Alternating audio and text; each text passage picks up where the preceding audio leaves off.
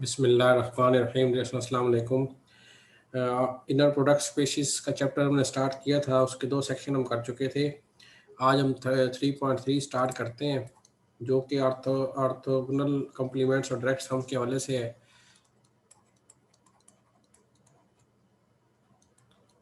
Orthogonal complement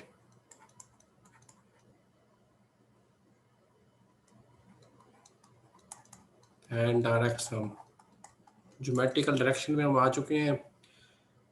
geometry की जो properties हैं, एंगल्स हो गए, ऑर्थोगोनलिटी हो गई, ये हम पढ़ रहे हैं और इसके प्रॉपर्टीज़ देख रहे हैं कि इसमें क्या क्या हम कर सकते हैं। इसका स्टार्टअप जो इसने स्टार्ट किया है वो एक ना क्वेश्चन से किया है। पहले तो छोटी सी बेस बनाता है कि अगर हम मीट्रिक पे चले जाए वापस, अगर हम एक्स ले लें तो मीट्रिक स्पेस लेट करें जी, X be a metric space.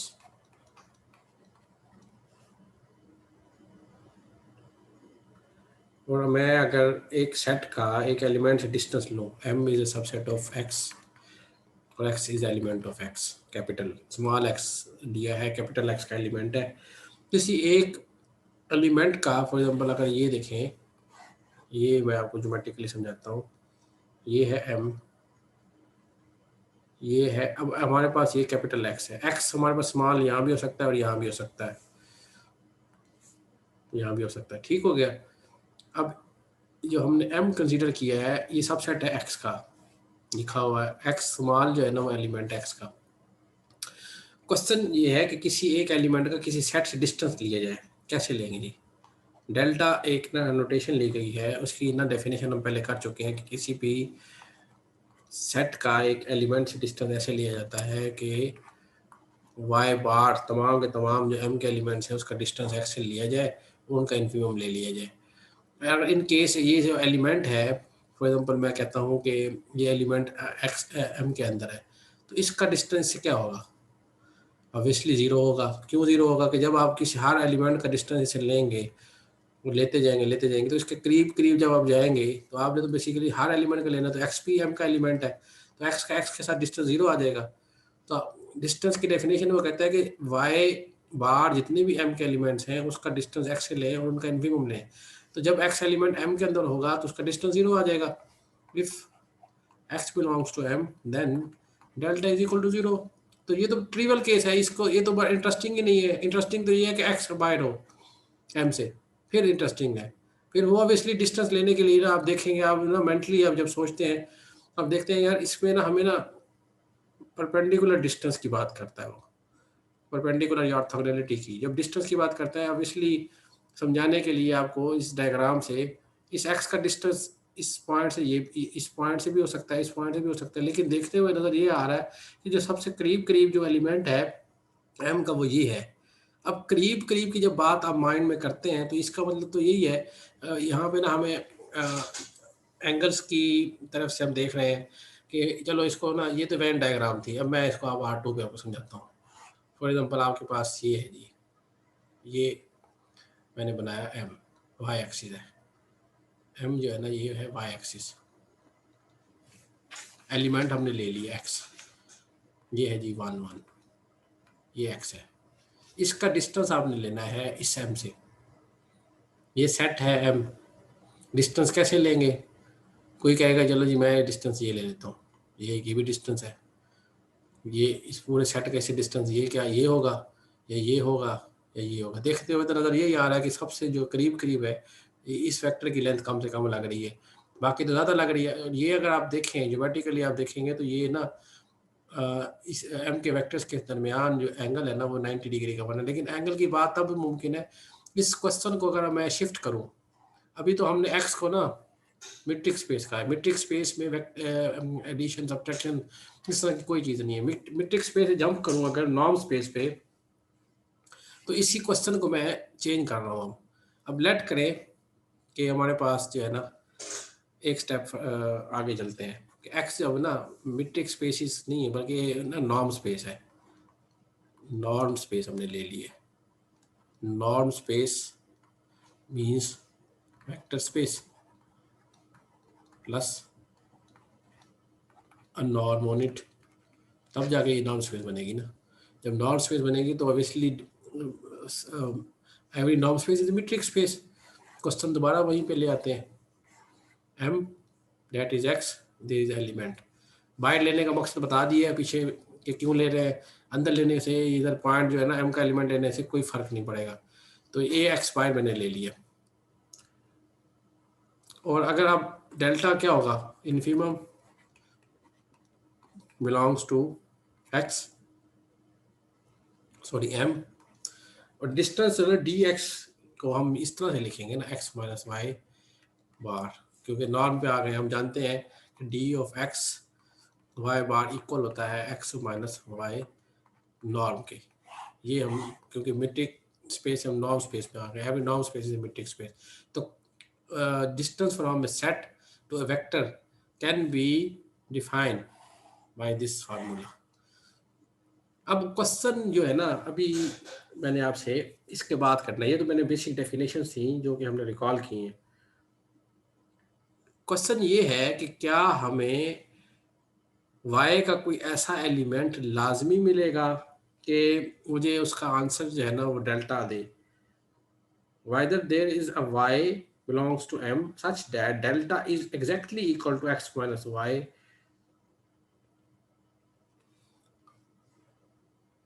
ये है मिनिमाइजिंग प्रॉब्लम। क्वेश्चन ये है whether there exists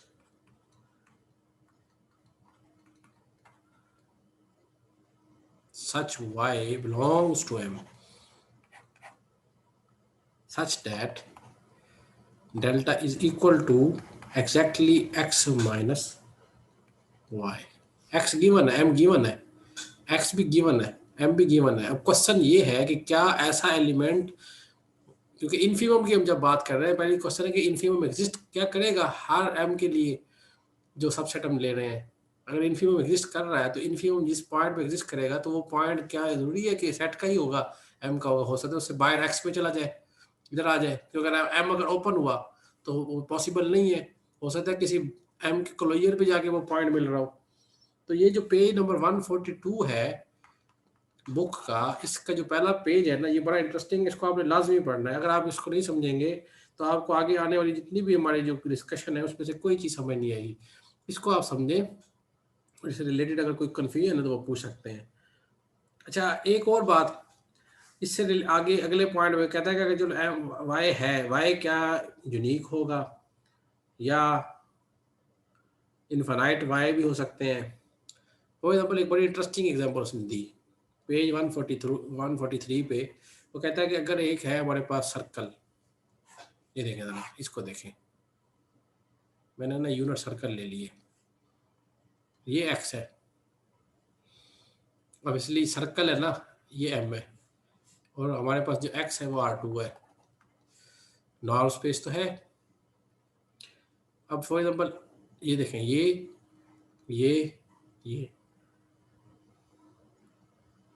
ये तमाम इस पॉइंट से, रीजन से, इसके हर एलिमेंट का डिस्टेंस डेल्टा है। और ये हमारे पास एक नहीं पॉइंट एम के, हमारे पास इन्फिनाइट पॉइंट्स हैं जो हमें डेल्टा दे रहे हैं, और ये मिनिमम डिस्टेंस यही है। दूसरे केस में वो समझाता है कि अगर हमारे पास ये सिचुएशन है, ये एक्स है, ये एम है, तो ऑब्वियसली ये जो है ना पॉइंट, एक यूनिक वाई मिल रहा है इस केस में, इधर इन्फिनाइट वाई मिल रहे हैं। और एक स्पेशल केस दिया जिसमें कोई वाई भी नहीं मिलता, वो एक्स जो है ना वो भी उसने दिया हुआ एक डायग्राम है, existence of that Y, existence and uniqueness problem of y satisfying equality 2। अब हमारा जो टारगेट है आगे आने वाले कि हमने ऐसा y डेल्टा जो है ना फाइंड करना है, ऐसा y फाइंड करना है। पहले देखना है कि y क्या हमें एग्जिस्ट करता है, y एग्जिस्ट y से m से करता है ये नहीं करता, पहले एग्जिस्टेंस है। अब अगले क्वेश्चन में देखना है कि क्या y जो है ना वो यूनिक होगा कि बहुत सारे होंगे, वो डिपेंड करता है इस m की प्रॉपर्टीज पे। अब इस m को स्टडी करने, m तो हमारे पास नॉर्मल स्पेस के जो सेट्स हैं वो बहुत सारे हो सकते हैं। अब इसका जो पार्शियल आंसर दिया गया है वो दिया गया है इनर प्रोडक्ट स्पेस में। हमें नॉर्म स्पेस में भी इसका आंसर नहीं मिला। इनर प्रोडक्ट स्पेस में जब जाते हैं तो थ्योरम हमारे पास सबसे पहला जो है 3.3.1 पेज पे है, उसकी स्टेटमेंट में लिखता हूँ। उसके इसके स्टेटमेंट से पहले ना आपको कन्वेक्स सेट का पता हो। कन्वेक्स सेट हम ऑलरेडी कर चुके हैं कि एक ऐसा सेट जिसके हर दो पॉइंट के दरमियान में आप लाइन सेगमेंट ड्रा करें वो उसी में मौजूद हो, उसको कन्वेक्स कहते हैं। कन्वेक्स की वैसे डेफिनेशन इसकी 143 पेज पे दी भी गई है, उसको आप देख सकते हैं कि कन्वेक्स सेट क्या होता है। इसकी डेफिनेशन रिकॉल कर लीजिएगा, पहले वैसे मैंने कराई भी थी इसकी किसी एक्सरसाइज में। अब आते हैं 3.31 थ्योरम। इसकी स्टेटमेंट क्या कहती है जी? इसे ना मिनिमाइजिंग वेक्टर का नाम दिया गया थ्योरम को।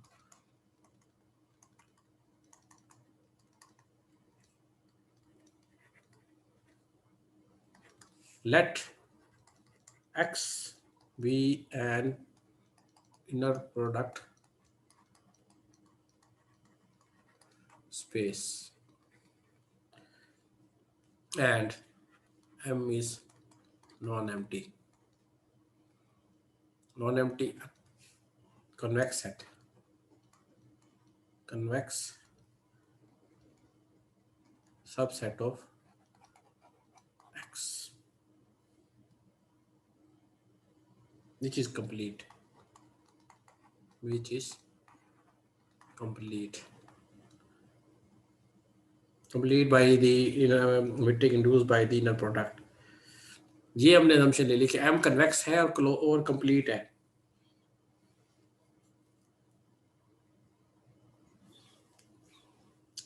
जो इनर प्रोडक्ट है ना वो हमें जरूरी नहीं है कि वो कंप्लीट हो या ना हो, सिर्फ इनर प्रोडक्ट है। हिल्बर्ट स्पेस नहीं ली, एक्स इनर प्रोडक्ट स्पेस है, उसका सबसेट हमने लिया है, वो कंप्लीट है तो वैसे क्लोज्ड होगा। Then for every element of X there exist a unique y belongs to m such that delta is equal to the infimum of y bar belongs to m x minus y bar which is equal to x minus y। ऐसा y हमें मिलेगा, हर x के लिए एक y लाजमी मिलेगा। x आप change करेंगे दूसरा y मिलेगा, x चेंज करेंगे दूसरा y मिलेगा, लेकिन वो यूनिक भी होगा। तो इसे कहते हैं, ये एग्जिस्टेंस और यूनिकनेस रिजल्ट है स्पेशल केस में जब x हमारे पास इनर प्रोडक्ट स्पेस है। तो पिछली पेजेस पे उसने क्वेश्चन रेज किया है, उसका एक पार्शियल आंसर हमें मिला, उसका प्रूफ भी दिया गया, एग्जिस्टेंस दी गई है और यूनिकनेस दी गई है।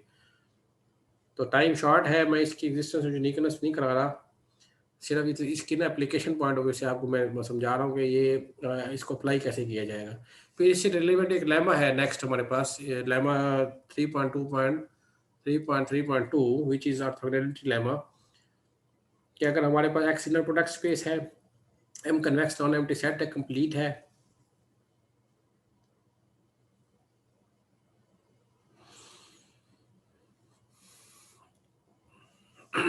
थ्योरम 3.3.1 की ना असम्पशन सारी ली गई हैं।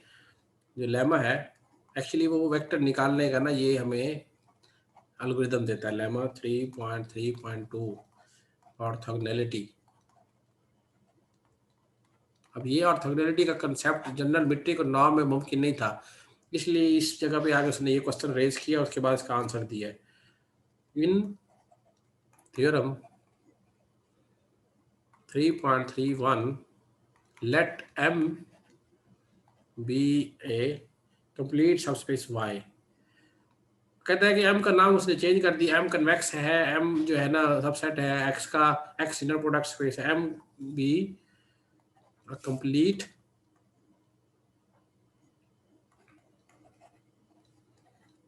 subspace Y and X belongs to capital X fixed, then Z is equal to X minus Y is orthogonal to Y is